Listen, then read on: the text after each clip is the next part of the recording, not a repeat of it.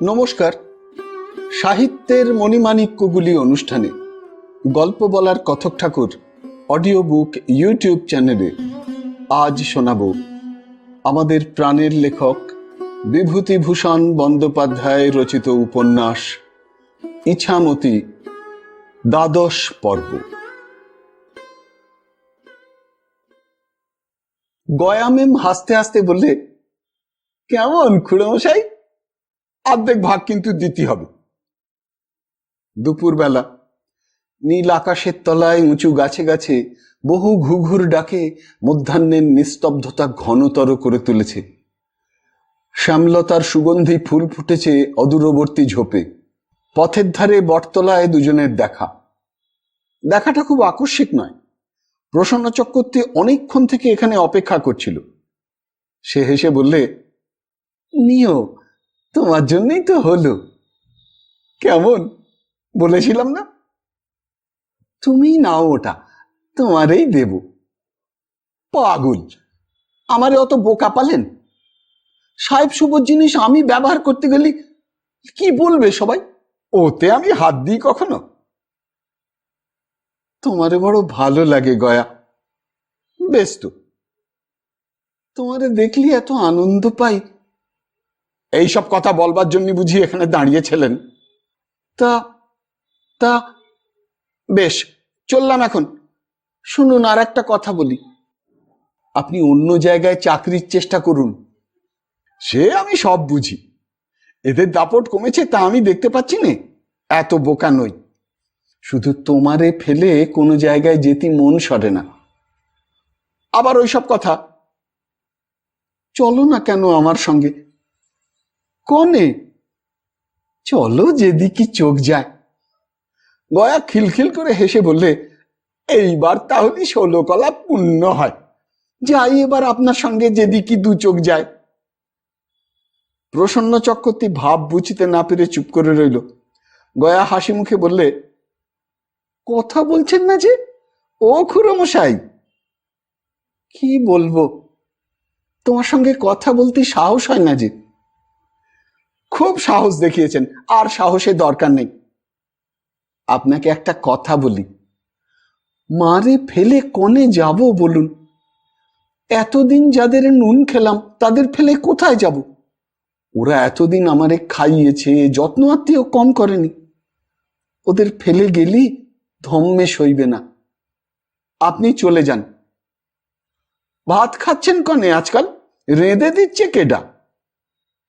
প্রসন্ন চক্রবর্তী কথার উত্তর দিতে পারে না, অবাক হয়ে তাকিয়ে থাকে ওর মুখের দিকে। এসব কি ধরনের কথা? কেউ তাকে এমন ধরনের কথা বলেছে কখনো? আবার সেই আনন্দের শিহরণ নেমেছে ওর সর্বাঙ্গে। কি অপূর্ব অনুভূতি! গা ঝিমঝিম করে ওঠে, যেন চোখে জল এসে পড়ে। অন্য মনস্ক ভাবে বলে, ভাত ভাত রান্না ও ধরো না, নিজেই রাঁধি আজকাল। একবার দেখতে ইচ্ছে হয় কি রকম রাঁধেন। প্রসাদ পাবা, সে আপনার দয়া। কি রান্না করবেন? বেগুন ভাতে মুগের ডাল, খয়রা মাছ যদি খোলার গাঙে পাই তবে ভাজবো। আপনি সত্যি সত্যি এত বেলায় এখনো খাননি? না, তোমার জন্য অনেকক্ষণ থেকে দাঁড়িয়ে আছি। কুঠি থেকে কখন বেরুবে তাই দাঁড়িয়ে আছি। গয়া রাগে সুরে বললে, ও মা, এমন কথা আমি কখনো শুনিনি। সে কি কথা? আমি কি আপনার পায়ে মাথা কুটবো? এখনই চলে যান বাড়ি, কোনো কথা শুনছি না। যান। এই যাচ্ছি। তা কথা টথা কিছু হবে না, চলে যান আপনি। গয়া চলে যেতে উদ্যত হলে প্রসন্ন চক্রবর্তী ওর কাছ ঘেঁষে, মানে যতটা সাহস হয়, বেশি কাছে যেতে সাহসে কুলোই কই, তো ওর কাছ ঘেঁষে গিয়ে বললে, তুমি রাগ করলে না তো? বলো গয়া। না, রাগ করলাম না, গা জুড়িয়ে জল হয়ে গেল। এমন বোকামি কেন করেন আপনি? যান এখন। রাগ করো না গয়া, তুমি রাগ করলে আমি বাঁচবো না। ওর কণ্ঠে মিনতির সুর। ভবানী বাড়ুজ্যে বিকেলে বেড়াতে বেরোবেন। খোকা কাঁদতে আরম্ভ করলে, বাবা যাবো। তিলু ধমক দিয়ে বললে, না থাকো আমার কাছে। খোকা হাত বাড়িয়ে বললে, বাবা যাবো। ভবানী বাড়ুজ্যের ছাতি দেখিয়ে বললে, কে ছাতি? অর্থাৎ কার ছাতি? ভবানী বললেন, আমার ছাতি। চল, আবার বৃষ্টি হবে। খোকা বললে, বৃষ্টি হবে? হ্যাঁ হবেই তো। ভবানীর কোলে উঠে খোকা যখন যায়, তখন তার মুখের হাসি দেখে ভাবেন, এর সঙ্গ সত্যিই সৎসঙ্গ। খোকাও তাকে একদণ্ড ছাড়তে চায় না। বাপ ছেলের সম্বন্ধের গভীর রসের দিক ভবানীর চোখে কি স্পষ্ট হয়েই ফুটল। কোলে উঠে যেতে যেতে খোকা হাসে আর বলে, কাণ্ড কাণ্ড। এ কথার বিশেষ কি অর্থ সেই জানে। বোধহয় এই বলতে চায় যে কি মজার ব্যাপারই না হয়েছে।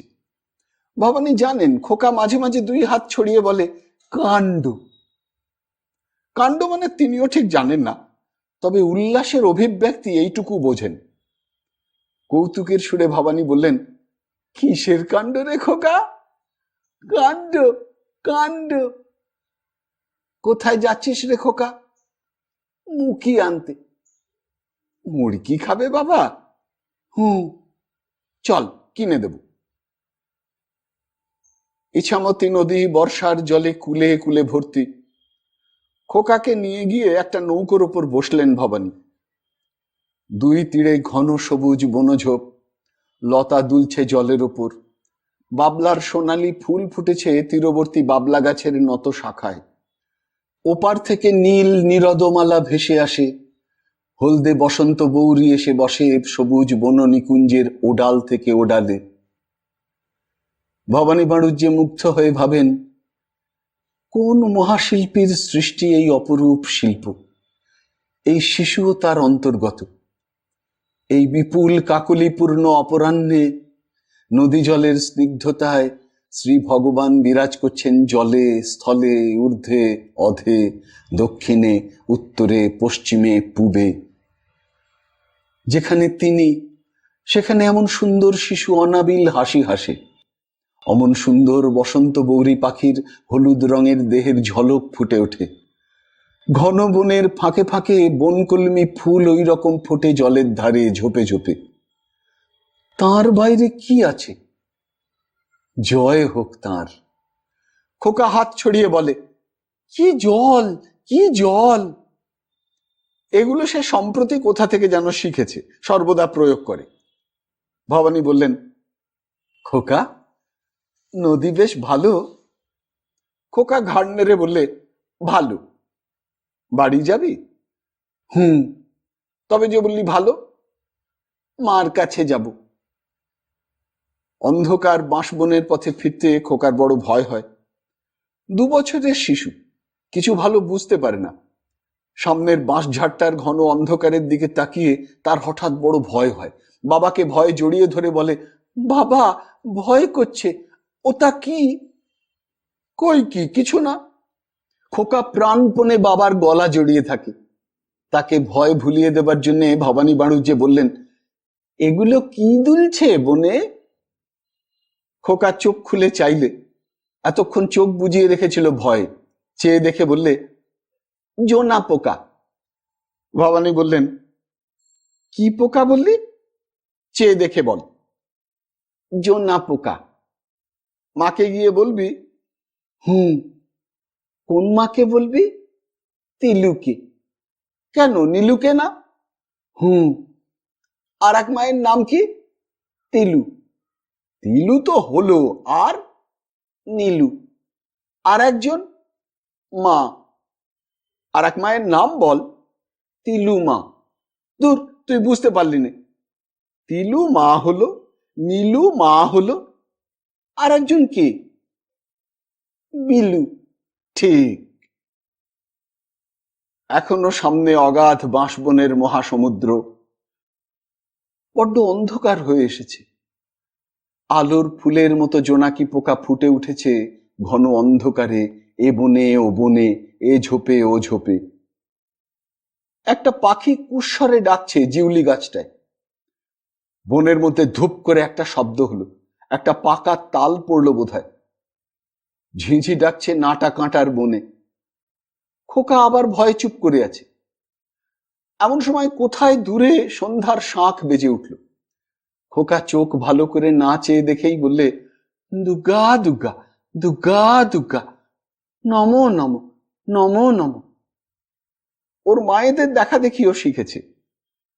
একটুখানি চেয়ে দেখলে চারিদিকের অন্ধকার নিবিড়তর হয়েছে। ভয়ের সুরে বললে, ও ভবানী। কি বাবা? মার কাছে যাব, ভয় করবে। চলো, যাচ্ছি তো। ভবানী। কি ভয়? কিসের ভয়? কোনো ভয় নেই। এই সময় কোথায় আবার শাঁখ বেজে উঠল। খোকা অভ্যাস মতো তাড়াতাড়ি দুহাত জোর করে কপালে ঠেকিয়ে বললে, দুর্গা দুর্গা, নমো নমো। ভবানী হেসে বললেন, দেখো বাবা, এবার দুর্গা নামে যদি ভয় কাটে। সত্যি দুর্গা নামে ভয় কেটে গেল। বন বাদাড় ছাড়িয়ে পাড়া আরম্ভ হলো। ঘরে ঘরে প্রদীপ জ্বলছে, গোয়ালে গোয়ালে সাঁজাল দিয়েছে।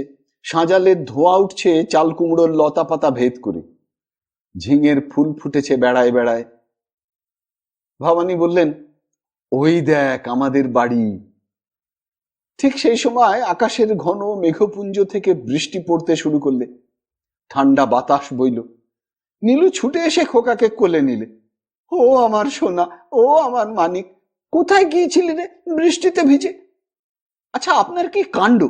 এই ভরা সন্ধে মাথায় মেঘে অন্ধকার বন বাদা দিয়ে ছেলেটাকে কি বলে নিয়ে এলেন? অমন আস্তি আছে, তার উপর আজ শনিবার। খোকা খুব খুশি হয়ে মায়ের কোলে গেল একগাল হেসে। তারপর দুহাত দুদিকে ছড়িয়ে দিয়ে বিস্ময়ের সুরে বললে, কাণ্ড, কাণ্ড।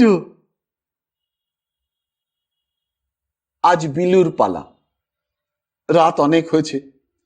তিলু লাল পাড় শাড়ি পরে পান সেজে দিয়ে গেল ভবানীকে। বললে, শিয়রের জানালা বন্ধ করে দিয়ে যাব, বড় হাওয়া দিচ্ছে বাদলার। তুমি আজ আসবে না? না, আজ বিলু থাকবে। খোকা আমার কাছে থাকবে। ভবানীর মন খারাপ হয়ে গেল। তিলুর পালার দিনে খোকা এই ঘরেই থাকে। আজ তাকে দেখতে পাবেন না। ঘুমের ঘরে এসে তার দিকে সরে এসে হাত কি পা দুখানা ওর গায়ে তুলে দিয়ে ছোট্ট সুন্দর মুখখানি উঁচু করে ঈষৎ হাঁ করে ঘুমোয়। কি চমৎকার যে দেখায়! আবার ভাবেন, কি অদ্ভুত শিল্প, ভগবানের অদ্ভুত শিল্প।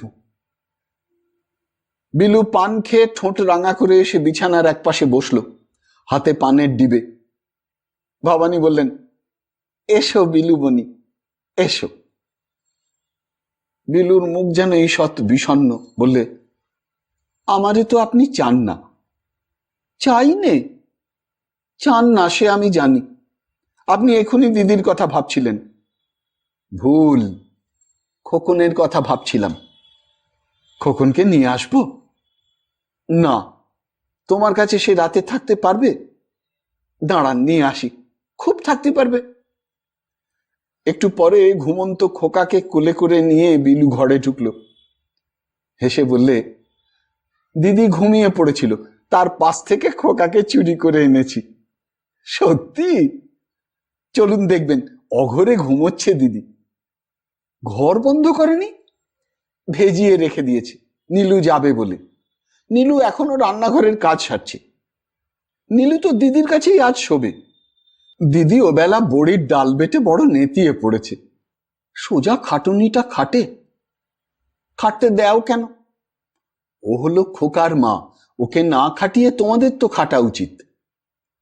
খাটতে দেয় কি না আপনি জানেন না। আর আপনার যত দরদ দিদির জন্য। আমরা কেডা? কেউ নই, বানের জলে ভেসে এসেছি। নিন, পান খাবেন? খোকনের গায়ে কাঁথাখানা বেশ ভালো করে দিয়ে দাও, বড্ড ঠান্ডা আজ। পান সাজলে কে? নীলু। জানেন, আজ নীলুর বড্ড ইচ্ছে ও আপনার কাছে থাকে। বাহ, তুমি দিলে না কেন? ওই যে বললাম, আপনি সবটাতে আমার দোষ দেখেন। দিদির সব ভালো, নীলুর সব ভালো। আমার মরণ যদি হতো। ভবানী জানেন বিলু এরকম অভিমান আজকাল প্রায়ই প্রকাশ করে। ওর মনে কেন যে এই ধরনের ক্ষোভ? মনে মনে হয়তো বিলু অসুখী, খুব শান্ত চাপা স্বভাব, তবুও মুখ দিয়ে মাঝে মাঝে বেরিয়ে যায় মনের দুঃখ। তাই তো, কেন এমন হয়?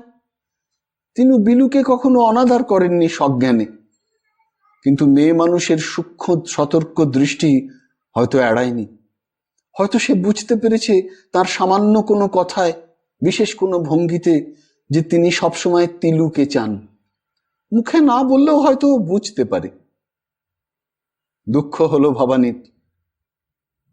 3 বোনকে একসঙ্গে বিয়ে করে বড় ভুল করেছেন। তখন বুঝতে পারেননি। এ অভিজ্ঞতা কি করে থাকবে সন্ন্যাসী পরিব্রাজক মানুষের?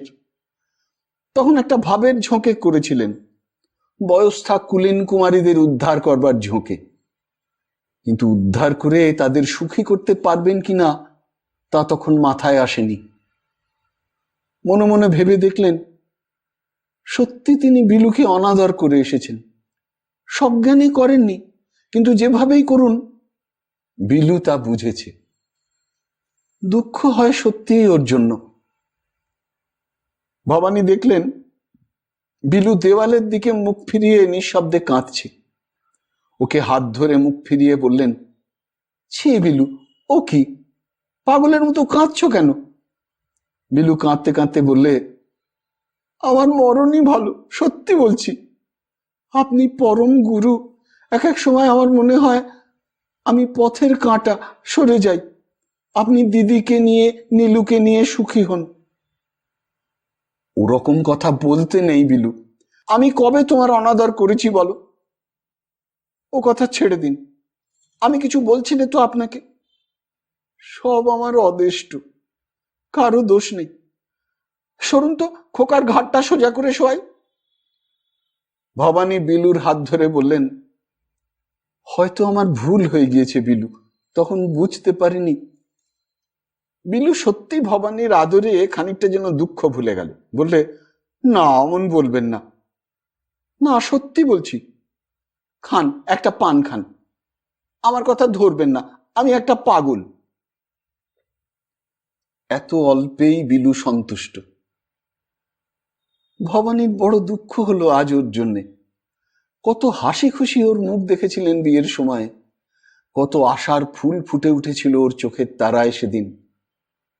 কেন এর জীবনটা তিনি নষ্ট করলেন? ইচ্ছে করে কিছুই করেননি। কেন এমন হলো কি জানি। বিলুকে অনেক মিষ্টি কথা বলেন সে রাত্রে ভবানী। কত ভবিষ্যতের ছবি এঁকে সামনে ধরেন। তিনি যা পারেননি খোকা তা করবে, খোকা তার মাদের সমান চোখে দেখবে। বিলু মনে যেন কোনো ক্ষোভ না রাখে। মেঘ ভাঙা চাঁদের আলো বিছানায় এসে পড়েছে। অনেক রাত হয়েছে। ডুমুর গাছে রাত জাগা কি একটা পাখি ডাকছে। হঠাৎ বিলু বললে, আচ্ছা, আমি যদি মরে যাই তুমি কাঁদবে নাগর? ও আবার কি কথা? হেসে বিলু খোকার কাছে এসে বললে, কেমন সুন্দর দেয়ালা করছে দেখুন, স্বপ্ন দেখি কেমন সুন্দর সুন্দর হাসছে। সেবার পূজার পর বর্ষা শেষে কাশফুল ফুটেছে ইছামতির দুধারে। গাঙের জল বেড়ে মাঠ ছুঁয়েছে। সকালবেলার সূর্যের আলো পড়েছে নাটা কাঁটা বনের ঝোপে। ছেলেমেয়েরা নদীর ধারে 14 শাক তুলতে গিয়েছে কালী পুজোর আগের দিন। একটি ছোট মেয়ে ভবানীর ছেলে টুলুর কাছে এসে বললে, তুই কিছু তুলতে পারছিস নি, দে আমার কাছে। টুলু বললে, কি দেব, আমিও তুলবো, কই দেখি। এই দেখ কত শাক, গাঁদামণি, বউ টুনটুনি, সাদা নোটে, রাঙা নোটে, গোয়াল নোটে, খুদে ননি, শান্তি শাক, মটরের শাক, কাঁচড়া দাম, কলমি, পুনর্নবা। এখনো তুলবো রাঙা আলু শাক, ছোলার শাক আর পালং শাক। এই 14। তুই ছেলে মানুষ, শাকের কি চিনিস? আমায় চিনিয়ে দাও। বাহ, ও সয় দিদি। অপেক্ষাকৃত একটু বড় মেয়ে এসে টুলুকে কাছে নিয়ে বললে, কেন ওকে ওরকম করছিস বিনা? ও ছেলে মানুষ, শাক চিনবে কি করে? আয় আমার সঙ্গে আয় রে টুলু। ফণি চক্রবর্তীর নাতি অন্নদা বললে, এত লোক জমছে কেন রে ওপারে এই সকালবেলা? সত্যি সকলে চেয়ে দেখলে নদীর ওপারে বহু লোক এসে জমেছে, কারো কারো হাতে কাপড়ের নিশেন।